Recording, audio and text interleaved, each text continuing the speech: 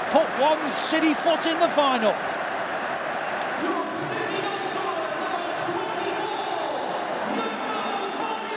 Manchester City fans around the world, welcome along to Matchday Live for this very special FA Cup final day. Now, if you come into the game, guys, should everyone come down to East Village? There we go. Joining me today on the show, we'll have Michael Brown joining me a little bit later, but it is a privilege to be stood next to this man, Andy Morrison. Andy, initial thoughts on the game today?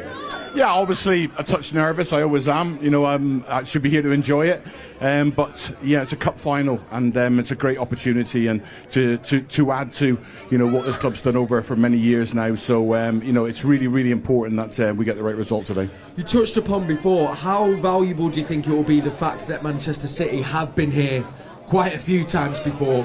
How much will that help them with the game today? Yeah, I'd like to think it will. I thought Forest froze in the first half an hour, began to feel their way into it, and then started the second half very well. They're not used to it. There's expectations on them. They got a chance to write themselves into the history of their football club, where our players have done it now for many years. So it gives you a level of composure which is different to what Palace will experience. But it's a cup final. And our players will want to win it just as much as theirs. But the experience over the years, for me, definitely helps us. Absolutely. Well, listen, we're going to go head pitch side. If you are down, come to East Village. If not, join us on Matchday Live. Thank you for watching. One more time. Blue Moon, you saw me standing alone. So another visit to the Etihad South. It's become a wonderful habit for the Blues, but of course Crystal Palace lie in wait, looking for their first ever major trophy, and of course having taken a 2-0 lead at the Etihad Stadium, which almost became 3 and would have done but for VAR. This should be an exciting cup final. Remember, Palace have been here twice before in an FA Cup final, and against a Manchester team. We won't talk about who they lost to, but on both occasions Manchester was very happy, at least the red side of it on that occasion. Hopefully today the blue. We shall see, because last year is a memory that I hope that we can all banish. It seems pretty vivid as I look around the stadium now.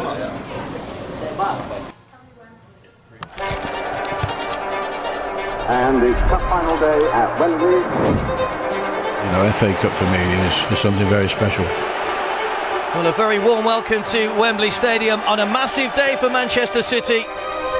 Vital goal scored by Chelsea took the cup to Manchester. It is! City score! Troutman back on his feet and he's going to play on. Summerby back to Young. And Anthony Mario Balotelli wouldn't have to tip as he does for time. Manchester City are winners again. It is an FA Cup final massacre. City have scored already!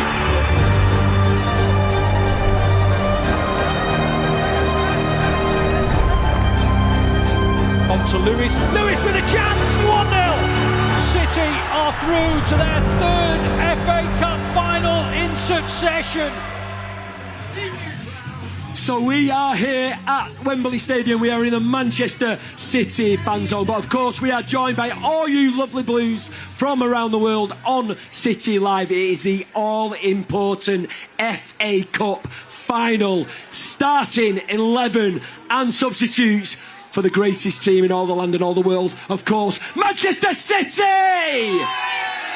So there are 4 changes from the previous semi-final at the stadium over my shoulder there. The starting 11 for City. In goal, Stefan Ortega. Manu Akanji. Ruben Diaz. Josko Vardiol. Nico O'Reilly. Bernardo.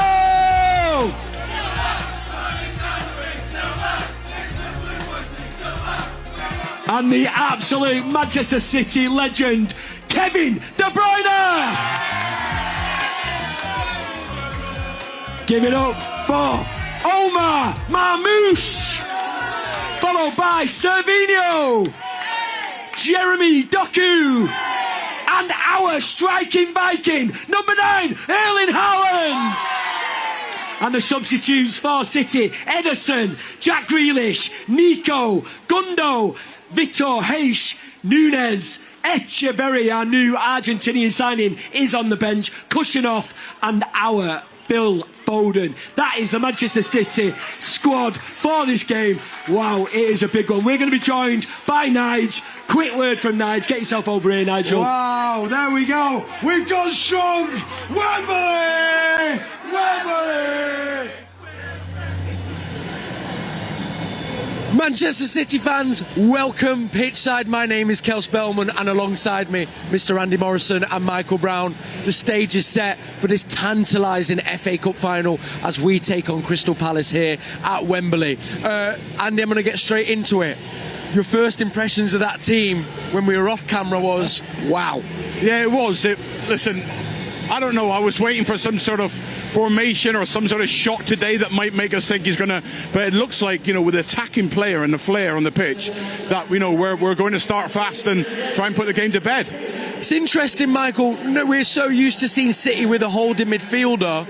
It seems it might be De Bruyne or Bernardo Silva that might fill in that role, but it's quite exciting to see what they'll present without a holding midfielder today. See, you're second guessing Pep again. You've got to be very, very careful. I do it every time, I didn't Michael. believe you realise that now you're going to tell him how to do his tactics. I mean, what we down there in I bet you're not so brave when you get close to Pep, when he drifts down here in a minute. You won't be, that's for certain. But, do you know, how will he play? I think you've got a Kanji who can step into the middle of the pitch.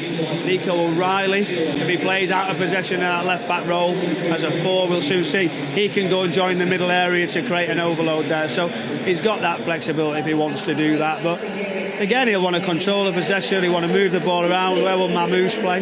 Yeah. Again, will he be drifting inside? Will he be staying wider? So lots of options. I think they're very fluid, aren't they, Andy? Do you know how he'll move things around? And he probably has different ways. And their manager's come out and said he knows now. He's ready and he realises how to stop City, and I thought that was a very, very brave call at this moment. But Pep will have 1, 2, 3 game plans to be able to flip and change. That's maybe why he's gone with that flexibility. It gives him so much more room.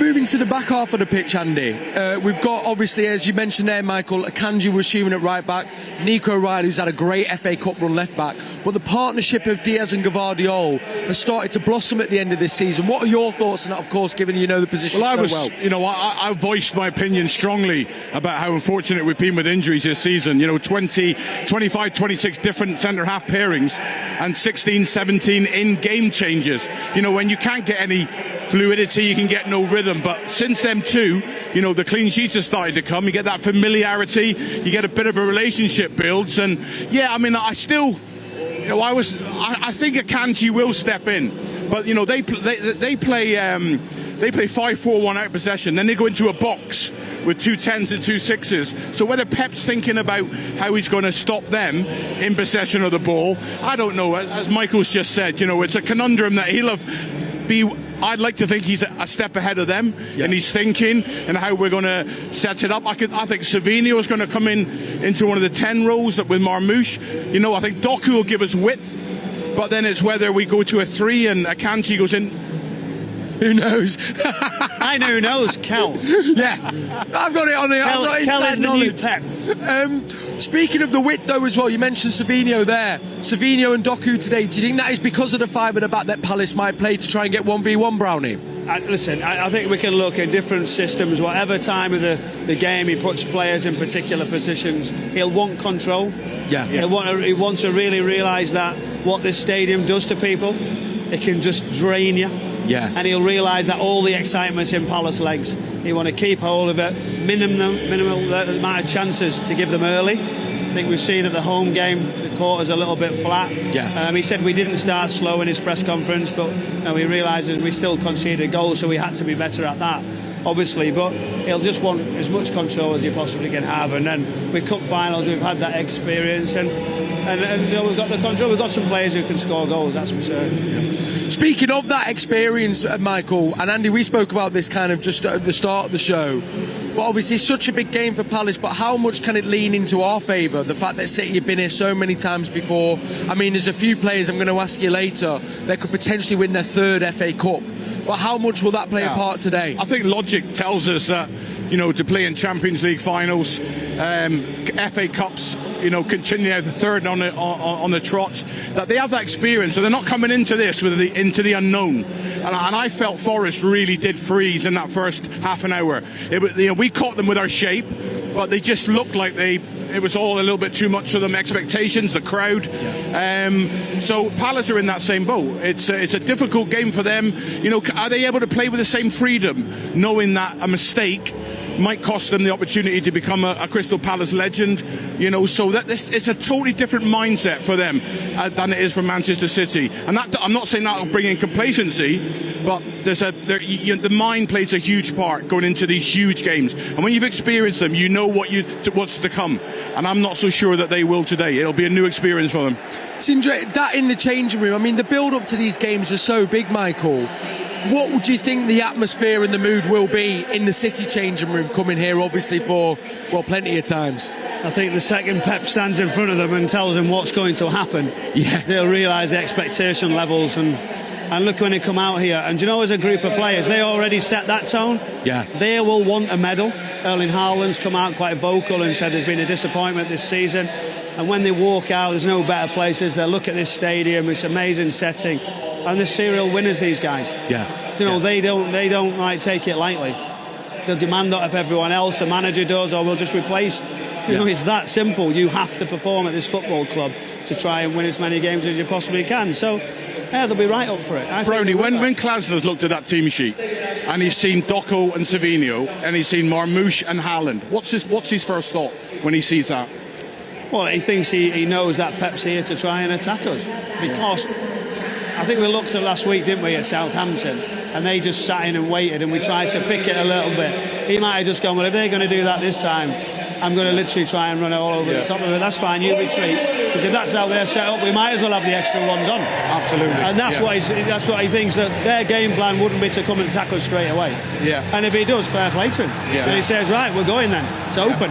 And if Palace do that now, they might say, right, we have this up our sleeve that we can do that. We want to see that as an exciting game. I'm not sure you get the control, but can they change? If that's the case. I still don't think Pep will we can have attacking players, but we still have an out of possession responsibility. I think that's a given for Pep. Off that though, and I know we've shored it up a little bit defensively, but if Crystal Palace are to come at us, you've seen this season we're probably not where we've been a couple of seasons before that. Is that a worry or a slight concern that if they do come at us, they could put the ball in the back of the net? Well, they're a danger without a shadow of doubt. They've got quality and threats all over the pitch, and they're very explosive. And they are wing backs, which is slightly different too. But when they go, they go. Mitchell literally takes off. When we were always told as a fullback, make sure you got secure possession before you go. But they don't. They will take off. And then City have got a decision to make. And then if it breaks down, if Palace break down, then we'll catch them out. But you're going to have to track them runs.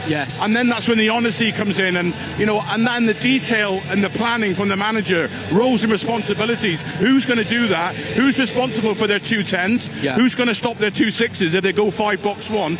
And that's I believe we got the best in the business. It's off now, isn't it? Look, it's off. It's just started to go, isn't it? It's so flags are waving. This is what we want. Atmosphere is just stepping up. It's magic. It's coming now, isn't it? I mean, also, brilliant. Just a quick mention, Nico O'Reilly has had an incredible FA Cup run. We're going to hear from him a little bit later. Well, he starts today. How amazing is that moment for him, Michael? Do you know, I did something before the game, talking about what he could bring and whether he gets the nod today. What's his future going to be? Is he a midfielder? Can he go and get a number 8 sort of berth for City going forward? And I said it was a massive boost if he could make the 11 today, because I feel like he was under pressure. Because Josko Vardio with them down that right-hand side could have been deployed there, and he could have gone with Akanji in the middle like we did at Southampton, and he almost would have gone, that's fair enough. Do you know, I see why they've done that. So Pep's found a way to get him in the team, which is amazing. But they're coming from everywhere, aren't they? They're just coming from everywhere. Look, it must be the cup final. It must be the cup final. He's here. Sure, I mean, we can feel the atmosphere building here.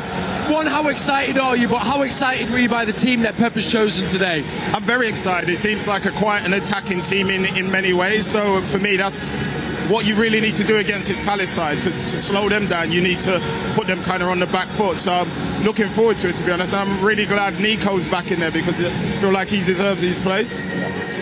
We were just talking about that though. For a young lad, you know, to step up in an FA Cup final, as far as an experience for him and what that'll give him moving forward, how important is a game like today?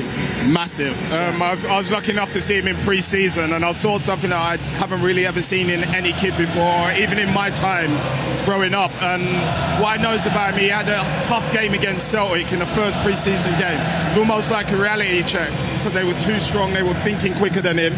But from that moment on, it's almost like he learned on the job. The next game he was better, the next game he was better, and he just kept improving and improving. I tell you what was an interesting one. We've seen him here in the Community Shield, and he played sort of like a 6 out of 10.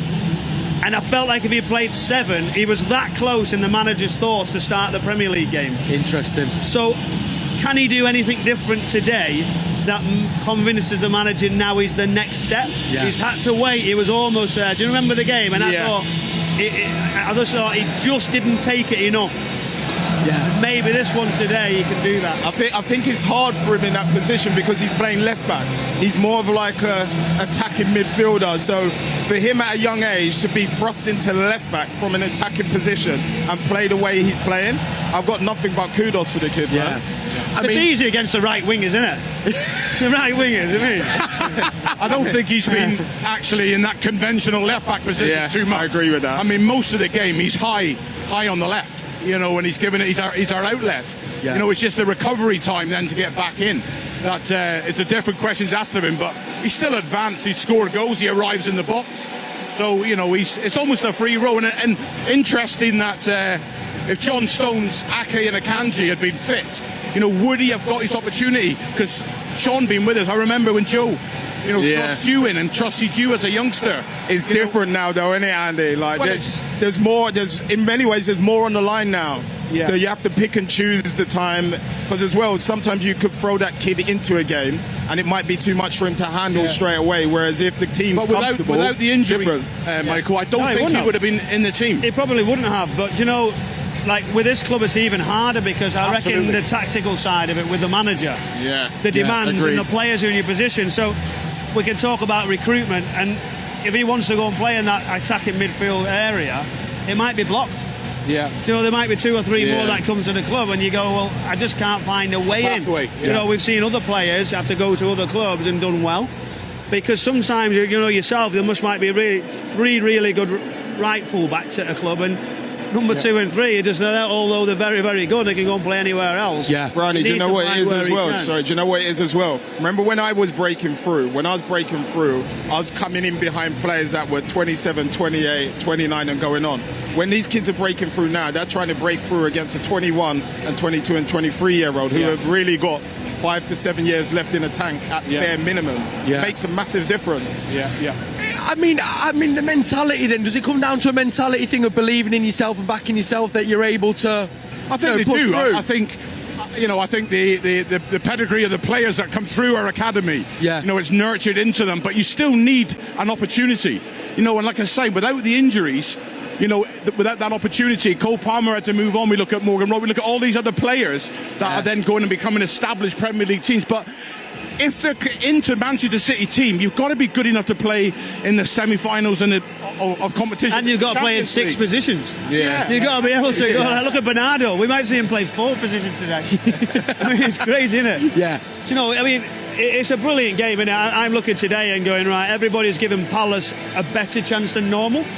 I don't know if you agree. Do you know, like, more confidence than you would normally get against Palace v City in an FA Cup final, which we must give them a bit of belief. For sure. That's what I think. Well, you're not wrong. With the front 3 that they got, and Wharton in the midfield and the 2 fullbacks like that, you've got to give them a chance, man, because they attacked with heart and passion. They go to try and score goals. Let's bring the Palace team news then. Let's have a look at how they're shaping up today. This is your Crystal Palace team that's taking on Manchester City. We've got Henderson in goal. We then got Mwans, Richards, Lacroix, Gay, who captains his side, Mitchell, Adam Wharton in the middle of midfield, Kamada, Sarr, Eze, and of course Mateta who leads the line. Subs are there on your right-hand side. It's interesting, Andy. I have to go straight away to Eze, who is their standout player and is a player that City players have spoke about, where he can hurt us today. He seems to be a key threat for Crystal Palace. Yeah, absolutely. I mean, talented, looks after the ball. He plays with a fluency and a rhythm that looks like doesn't matter whether you press him hard or you try and get into him, he doesn't change his rhythm, and hard to get off the ball, and he started getting end product this season, you know, so very, very dangerous. And him and Saris, those 2 10s, they flatten out into a 4 out of possession, but they're so advanced that when they're in possession. But if we can stop them early and stop them build up a play, then we might be effective. But yeah, top and a real threat. For sure. Michael, I wanted to ask you, picking up on the point you said there, Crystal Palace have kind of got favouritism to them a little bit. But why is that? Is it because of the run of form, or is it because of the job the manager's done? Yeah, the manager's done really well with the team. I think they've got 4 or 5 players now that other clubs are going, I like the look of them. That tells you a story in itself, doesn't it? And I think they've got a bit of a side that are quite ruthless. You talk about Eze. I think he's got that bit now and goes, right, I now need to kick on. I now need to win. I'm the main man. He's been in shadows for so long, hasn't he, at the football club, and it's now almost gone, I like being this. I'm now, it comes through me. And it's just got better and better. Wharton is right, he's mentioned. I think he just ticks them away nicely. And the back three, I think you can look at that as well, the organisation. Like Gay, now the experience that he's got. Mateta a threat at the top. We can look and go around it, but ultimately we're not to be frightened of this team. That's one thing we have to really make sure. We have to respect as usual and then really push them back, and that's what I think, because of that system they set up in, we could just get at them in wider positions a little bit quicker, a little bit earlier than just controlling it and moving it around. But it's a great game. We want them to come out. I want them to come and say, right, come and have a go. That's opening it up. How impressed have you been with Palace this season, Shaun? Obviously they've got to an FA Cup final, but also this back half of the season they've really kicked on. Been massively impressed with Glasner's team. I think that the way he's coached them, because I remember they went through a little tricky spell where people were worried about him, but as soon as he started to get Wharton back going, and he keeps everything ticking in that midfield the way he plays, and then the front three for me, I enjoy watching them so much, because it reminds me of playing football when I used to play.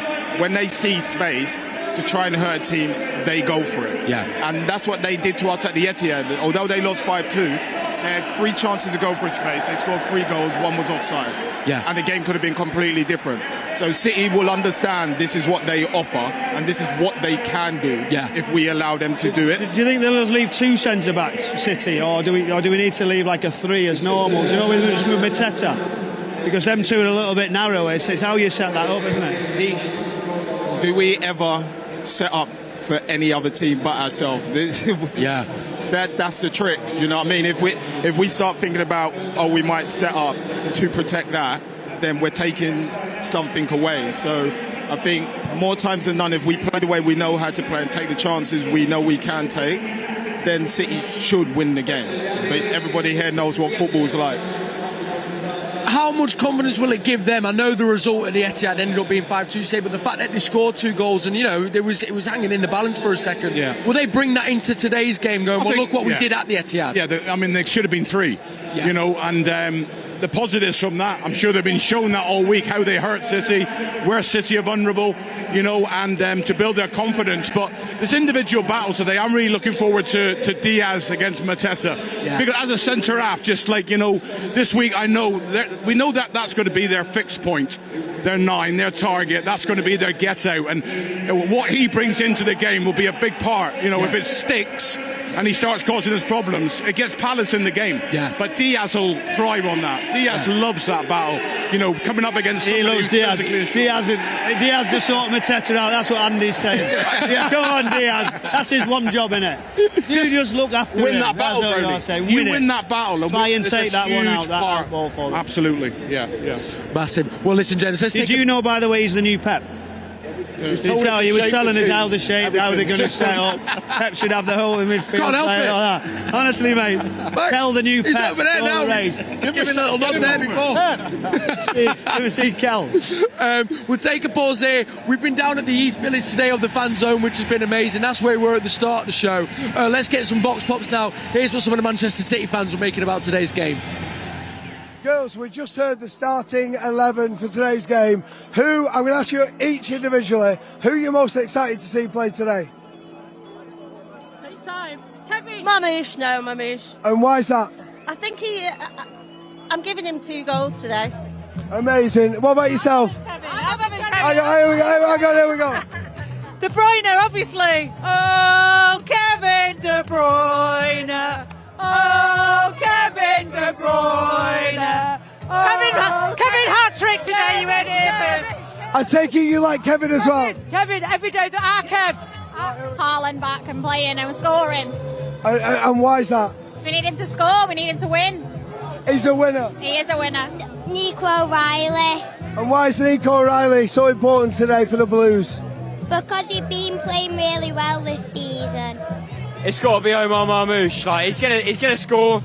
Extra time, City win. Up the City. Come on. Kazanov if he comes on, but Marmoush has to be the main man today. And why Marmoush? Why Marmoush? He's the Egyptian king reborn.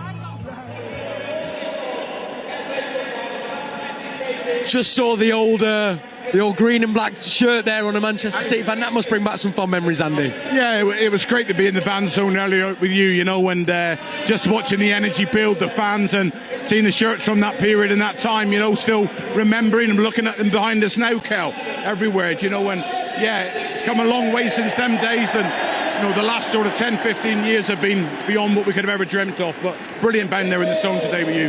Now, one player who has been instrumental to our decade of success. Go on, can we guess? Or have a guess, Michael. Vincent Kompany. Danny Tiatto. Right. No, captain's aside today. It's his last final as a Manchester City player and captain, King Kevin De Bruyne.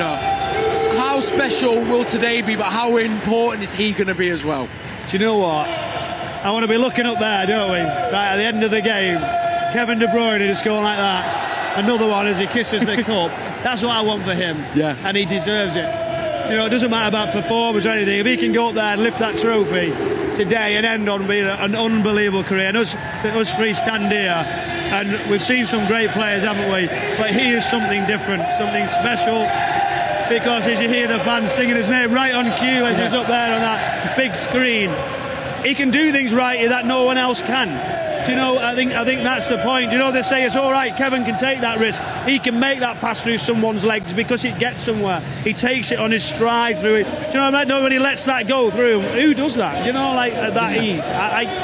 He's just being unbelievable. It's such a sad moment, isn't it? When you see him go, and it is time. That's fine. We've made that decision. But I hope he ends it on a mega high, Righty. I'd really love for that to happen for him, man. He's an attacker's dream. Like in terms of with some players you have to call for the ball.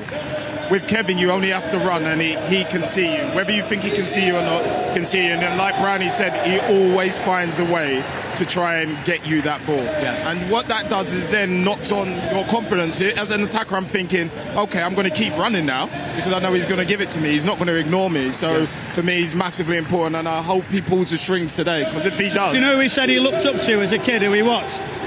On the right hand side. Michael Brown. He said, he was the main guy. Showed me how to get it down the wing. He just said, the only thing I wish he had his pace. That's what Do you know what's and I've got this in my script here. If he does win today, that'll be his 20th trophy for Manchester City. That as a stat in itself. Sorry, as a City fan. Sorry. But I mean, 20. to potentially have 20 trophies in a Manchester City shirt, it wouldn't have been possible without him, Andy.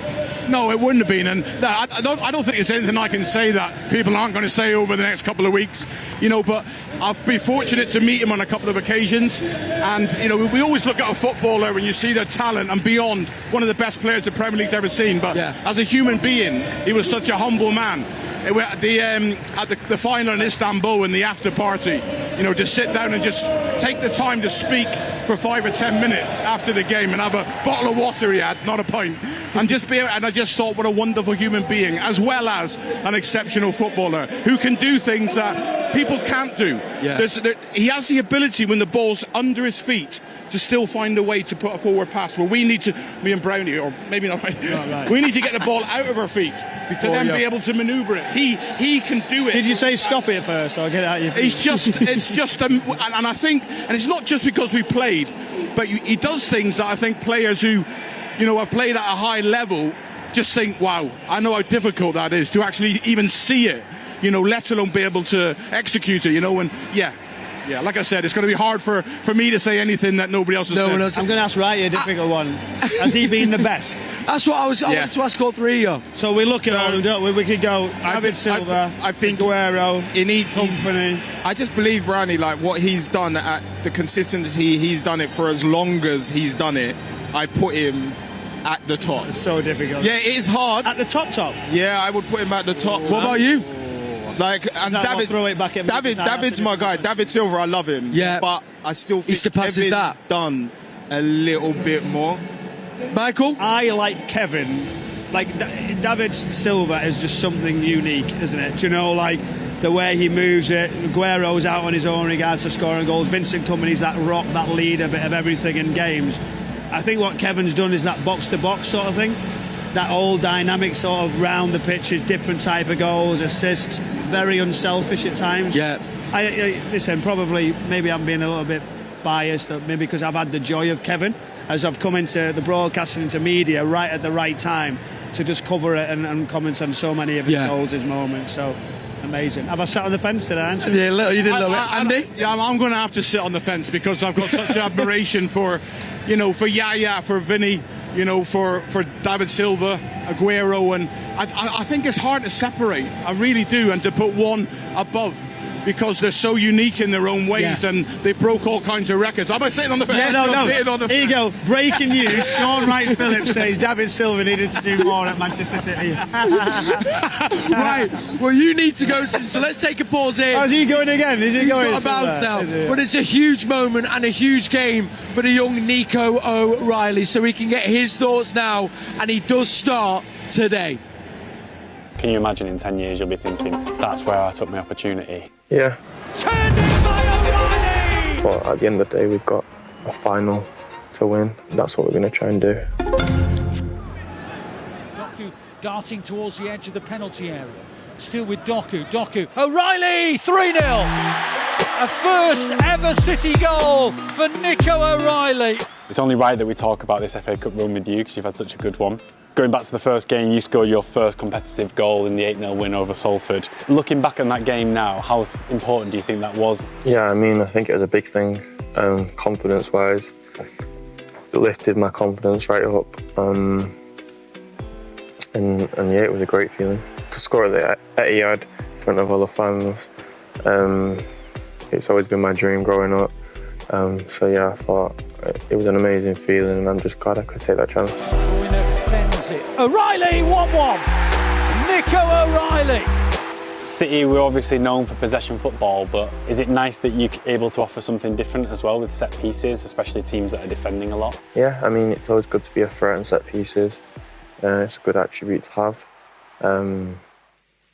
So yeah, to show that in that game as well, it was a good feeling. Is that something you practice a lot, getting up for corners? Yeah, we practice set pieces sometimes. So yeah, with my height and stuff like this, it helps me out a lot.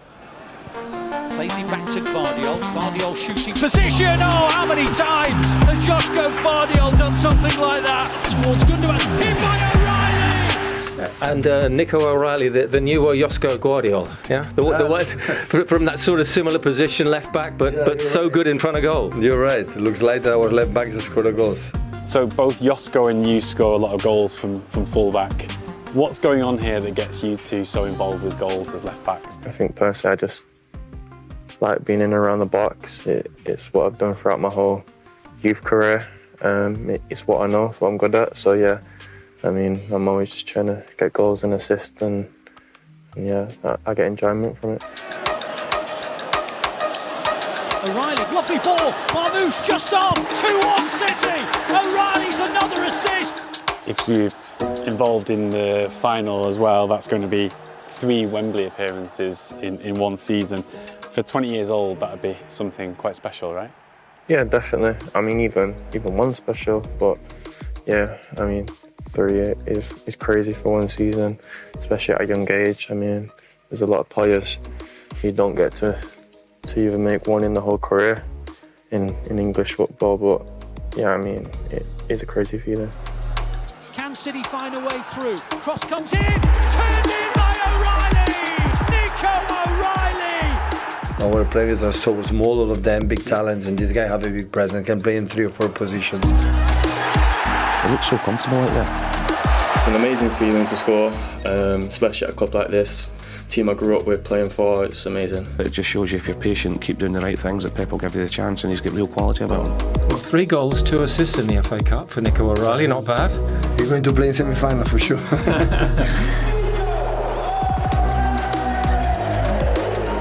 How do you look back on the FA Cup journey that you've had this season? You're City's top scorer in the tournament on a personal level. Can you imagine in 10 years you'll be thinking, that's where I took my opportunity? Yeah, you could say so, yeah. I mean, yeah, it's helped me out a lot, but at the end of the day, we've got a final to win. We're not just in it to take part, we're in it to go and win. So, I mean, yeah, that's what we're going to try and do. Huge day, huge game for Nico O'Reilly there. And I'm now delighted to say we're joined by Crystal Palace legend, John Solarco. John, welcome to Matchday Live. Oh, thank you. Thank you so much for joining us. First of all, how impressed have you been with Crystal Palace this season? Well, it's been an incredible season. First half of the season we struggled, but since Christmas we've absolutely flown. Yeah. And it's been absolutely incredible. And to be fair, up to when we lost 5-2 to you at the City ground, we won 11 of 16, so we'd drawn 3. You know, it's just been a magnificent second half of the season. And obviously the quarterfinals at Fulham went fantastically well, and then Villa in the semis couldn't have gone any better. It could have been 5-6-0. It really was that much of a dominant performance, and to have drawn City in the final is a little bit of a mixed emotion one. We didn't want United. Obviously United beating us in the last 2 times we were here at Wembley in a cup final. So, you know, City are the top side. City are the big boys, and you're looking at that attacking side to put out today. Palace are unchanged from the semi-final. We'll obviously play and try and nullify your strengths, and try and keep it quiet and grow into the game. Pep looks as though he's going to be guns blazing, come out and try and take Palace on and destroy us. I mean, sorry, Michael. John, what would it mean for the club? Do you know, like, we've watched them sell some key players. Yeah. We've got some really talented players now. Yeah. Would the FA Cup change things? Would it be able to attract more players? Would they be able to keep hold of some players? Yeah. Where's the club in the balance now regards to progressing into the middle? It's a great question, because it means everything. It'll mean everything to the fans. It'll mean everything to the board. Steve Parish and the board and the people who want to invest, they want to put money in. The infrastructure stuff we need to do behind the scenes with the ground, got the training ground, but really we need to hold up. We need to hold on to Glasner. We need to hold on to Eze, Mateta, Wharton, Gueye, Lacroix. So I'm thinking we win. We get everything. We get the cup. We get Europe, Europa League, and obviously we go again. We say, right, we keep this squad together and we add to it. We're going places. We're right where we want to be. I don't even want to contemplate losing. But John, does that bring a pressure to the players beyond any other game? I think the pressure's on City. It's on you guys. It's on Pep today. You guys are used to winning. You won the treble 2 years ago. You're just about hanging on. I think you will get Champions League. You're massive favourites today, but City are used to competing up there. I mean, Pep's got 40 trophies. I think he's won 14. At City, you've won 6 trophies. I'm surprised he's only got 2 FA Cups, So Pep's a serial winner. Man City used to winning stuff. Just let us have this one. Let's have this one. Come on. John, I met some Crystal Palace fans just before in some of the lounges, and they had a really nice balance on it, and they actually said, for us to be here, this is an achievement. Yeah. I've been here 3 times, and he just said, it's not everything to go and win today. This is achieving for us, and I thought it was a really nice balanced answer. I mean, for us, it is great to be here. It's great to be in the semi-final. It was great to be here, but we just don't want to be also rounds. We don't want to be cannon fodder, and we're going to give it a really good game today, because Oliver Glasner has tactically, man management has got it spot on. These boys are ready today to give you a game. I think there is going to be goals, but as I say, City are favourites, big favourites, but I hope we can turn up today Well, if they do win, we won't be invited here on afterwards. I really like City. I'm always looked after when I come up. So apart from today, I'm a big City fan. From a Crystal Palace point of view, what do you? I mean, you mentioned about kind of steadying the ship to begin with, going into the game. But you know, as opposition, what should we be worried about that you can bring to the table today? Well, listen, Adam Walton will try and run the game in there. He's a baller. He's got those wing mirrors. He can get it. He'll look to turn. He'll look to thread things into Mateta. We'll look to get inside in behind. The wing backs will push up. Munoz will bomb on. Mitchell will bomb on. And then Eze will try and play in the hole and hurt you with his ability. So, look, you know, Lukwai, Richards will come up for set plays. So we'll try and dampen City. We'll try and keep them quiet, hit you on the counter-attack and play when we can. Lovely stuff. Well, listen, John, thank you so much for joining us. A real privilege. Pleasure. Listen, you're with Alistair Mann today, Andy, so let's get his thoughts of today's game, John. Thank you so much again.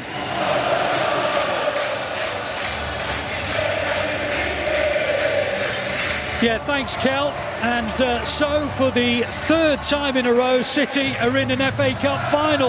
The first time that they have ever done that in their history. And I guess it's just another first for this incredible troupe of serial winners. The Blues' romance with the FA Cup showpiece occasion was, of course, rekindled back in 2011 after a 30-year absence. Today, City will be competing in their sixth final in 14 years. Crystal Palace, of course, are going in search of their first ever major trophy, having lost their previous two finals, both to Manchester United. And here's an interesting fact for you: not a single player in their starting 11 has ever featured in a major final. Will that be a factor? Will it play a part this afternoon? Well, of course, we'll find out very shortly. It is worth mentioning, though, that this 11 was the same 11 that destroyed Aston Villa in the semi-final and therefore have to be feared. City, of course, go into this having made 5 changes to the side which drew at Southampton. I guess we all expected Stefan Ortega to be back in goal. Omar Marmoush, Savinho and Jeremy Doku, well, we weren't sure if or whether they would be included, but I think we also had a hunch that Nico O'Reilly would end up being in the starting 11. He's been City's talisman throughout the competition, and he, quite frankly, deserves his start today. Should be a fantastic cup final. I can't wait for it to start. Kel, for the minute, you've just got to keep that build-up going.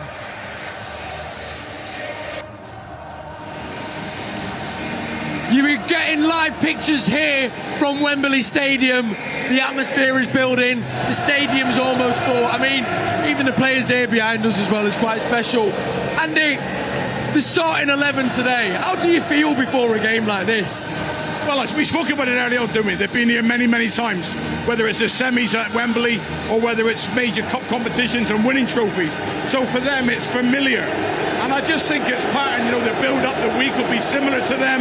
You know, the adulation from the fans, the expectations, it won't be too much for them. I'm hoping that will be too much for Palace. Yeah, fingers crossed. Now listen, speaking of that experience, there are 6 man... You can tell it's getting noisier, can't you? Because we're getting really close together. But there are 6 players today that could win their 3rd FA Cup. Can you name them? I'll give you one. Kevin. John Stones, he's injured, so I'll give you John. Gundogan. 3. Bernardo. 4. Phil. 5. Edison. 6. Why don't you get a better quiz next time? Mate, what's going on? Look at this now, mate. Look. Wembley, everybody's never been to this place. Look at that now. Look at those blue and white flags. Absolutely imagine as a player, right, standing on there now in this. Hey, the Palace fans aren't really going yet, are they? Fans are all over it. It sounds good. Brilliant. Gents, it's not long till we have to go, so recapping the team, obviously it's on the bottom of your screen. Key players today, Andy, who are you highlighting that are going to cause problems for Crystal Palace? Well, first of all, I want Diaz to put Mateta to bed. I want that to be dealt with. Nullify that guess out, that platform that they'll need to get up the pitch. And then, I've been waxing lyrical about Savinho for a long time now. This is a stage today that I hope he turns and does something magical today that lights up, because I think he's so good. So I'm really looking forward to seeing him. Haaland will want to score a goal, you know, and then Marmoush has come in and been magnificent. His numbers have been brilliant. He's shown what a talent he's going to be going forward. I'm really looking forward to them three players. Michael, what about... Sorry. Kevin De Bruyne and Phil Foden to come on and get the winner or make the difference. That's right. It was nice as well. Oh, what's the sprinkler there? We just had Phil come over and say I wouldn't hello. mind that sprinkler to me. I'm red hot in the old suit today. I made an effort, you know what I mean? FA Cup. Here he comes. I needed, to be honest, this is what live TV does, isn't it? It's live. we can't get away from the sprinklers. Michael, we were hearing before about Crystal Palace's threat. How do we go about also stifling them? You mentioned Mateta there as well, but the likes of Eze, Nico O'Reilly starting today, what will be City's approach to stop them? I think you just got that organisation out of possession, get back really quickly, try and slow them down a little bit higher on the pitch. I think it was me, if I'm a midfield player, I've got to look and say, where is one of those 10s, you know, the narrow ones? Can I get a little bit closer? Centre half might be able to go and lock on. Once they've dealt with Mateta, where's the other one? It's how that full-back one goes into the middle. Yeah. You know, what is that recovery from there? So, just on that, we'll look at analysis, data, stats all week. Never lose sight of the fact that we need to run more than them. Yeah. We need to recover faster than them. We need to cover more ground than them. And that's what Pep always talks about. Forget about all the systems and all that. Make sure we work hard at the Palace today, and our quality will win us the game. Fantastic. Tell you what, get Andy Morrison in that changing room there. That round me up there. Quickly, Alistair Mann has got your commentary on the Manchester City app. So before we hand over there, predictions, please, gentlemen. Who wants to go first? Well, on you go, Andy. I'll do it. City will win the cup, but by a fine margin. Oh, that's a no. Give me a score. I want a score out, Michael. You want a score? Yeah. How can I predict who's going to score the penalties? Penalties? Wow. Okay. No. That's brave, Brownie. 2-1 City. 2-1 City. So he's covered himself on a close game, he's covered himself on penalties, and he's covered himself on 2-1. I'm going to go for a 3-1 City win. Fantastic stuff. Gents, thank you so much. We'll be back at half-time, be back at full-time. It is a dream job to be here at Wembley. Who'd have thought this when I started off as a City fan? As I say, come join us at half-time. We're now going to bring you our journey to this moment. Here is our road to Wembley for 2025. The ball is won back by Matheus Nunes, who gets towards the edge of the area, plays it to Grealish to Doku into the corner, and City lead by a goal to nil. It was beautifully done, it was exquisitely taken, and Jeremy Doku bent it round Matty Young off the inside of the post into the back of the net, and it is the start that I think everyone was predicting and Salford were fearing. The Blues in front already. Savino into the final third, getting towards the edge of the area. He's in the area. On it goes to Matheus Nunes across the face of the goal and turned in for his first ever Manchester City goal by Divin Mubamba. Brilliant from Matheus Nunes, and the instincts of a striker get Mubamba to tap it over the line. It's City 2, Salford 0, Divin Mubamba.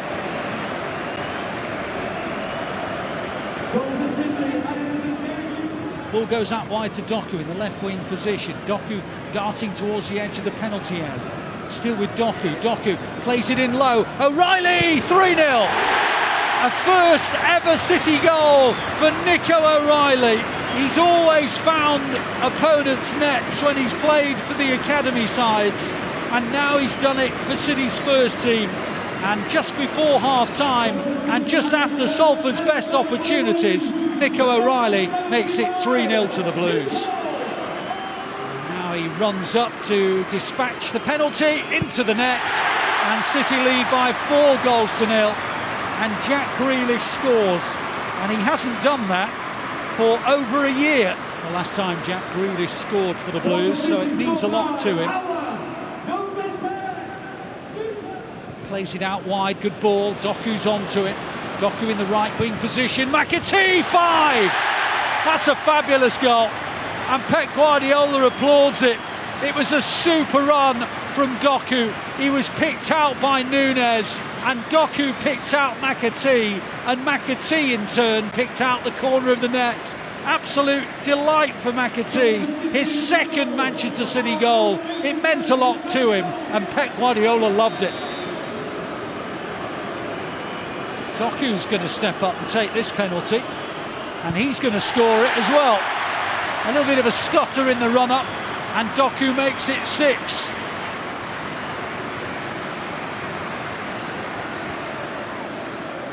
Wide it goes to Doku. Doku in the right wing position. Plays it inside to Foden. Foden hits it. Oh, McAtee's there! It was a Foden shot, but McAtee got in the way, trapped it and guided it in. And City now have 7, and McAtee has his second, and maybe 10 is not impossible. Kovacic to O'Reilly, O'Reilly to Gundogan, Gundogan to Grealish, Grealish in the penalty area.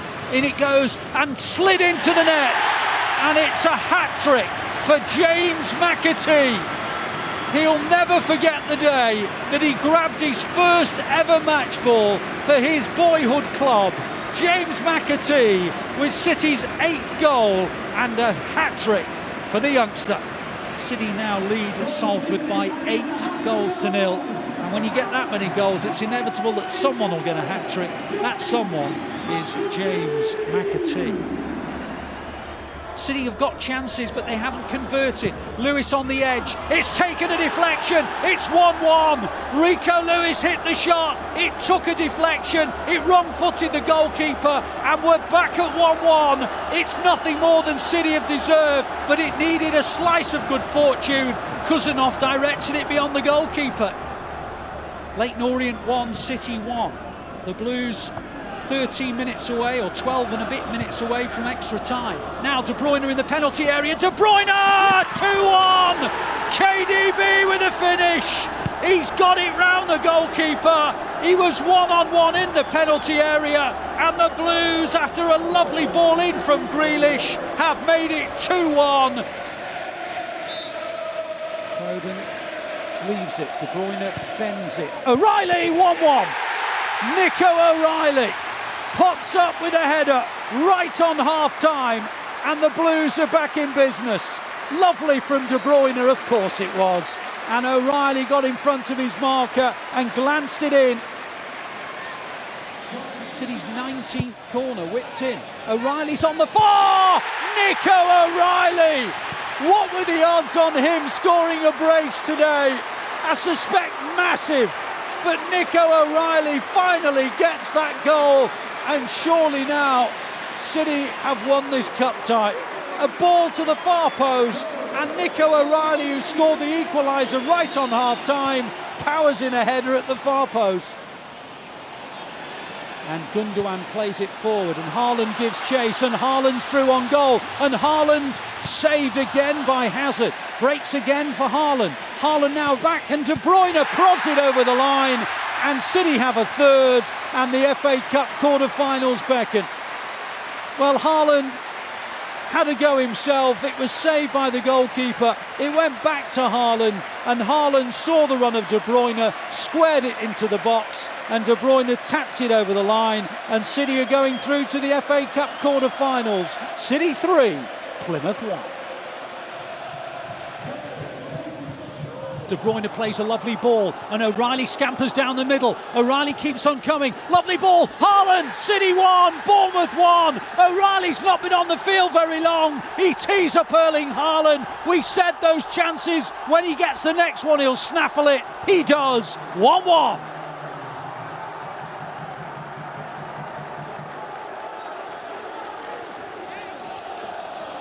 City have got it with Foden. On it goes to Gundogan in central midfield. Gundogan tried to find O'Reilly. He got to it. O'Reilly, lovely ball. Marmoush just on. 2-1 City. O'Reilly's another assist. Marmoush with his first touch of the game. And City, having trail, turn the match around. Bournemouth 1, City 2. Nico O'Reilly with 2 assists. And Marmoush and Haaland with the goals.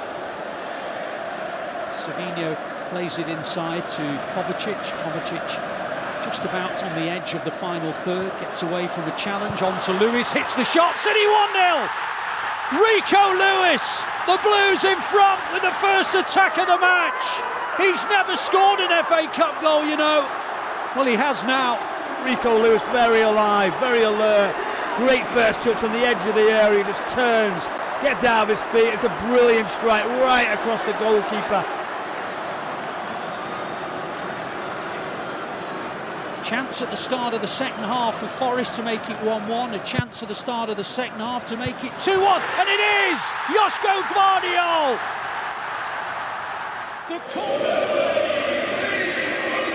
And so, for the third season in a row, City step out proudly to participate in the world's most famous domestic cup final. And after 2 in a row against United, this time they face a brand new cup final opponent in Crystal Palace. The Blues' romance with the FA Cup, well, it was rekindled in 2011 after a 30-year absence. Today, City will compete in their 6th final in 14 years.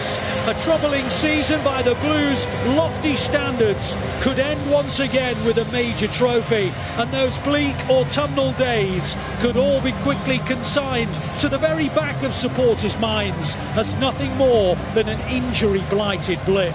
This famous stadium has become City's second home. This, their 29th visit since 2011. The Etihad South is a very appropriate name.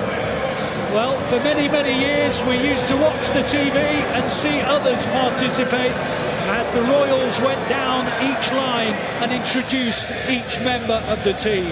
Today, as Prince William makes his way down the line, it is a City captain in Kevin De Bruyne who is ready to introduce his City players to the future King of England. It is a special day. It is a day that one, and indeed many, who have been supporting this wonderful club probably thought for a generation that it would never arrive. And now an 8th FA Cup is once again in their sights, which, if won, would not only guarantee at the very least Europa League football next season, but would also ensure that the 24-25 campaign would again be one to celebrate. Now the Prince makes his way down the line, gets introduced to the players one by one, and it is a very, very colourful occasion. The red and blue to the right of Crystal Palace, the, of course, famous sky blue of City to the left. The trophy is sat proudly on a plinth just in the centre, in front of the two lineups, and in a moment we will all pause for the national anthem of God Save the King. And so, of course, I will pause the commentary for the rendition.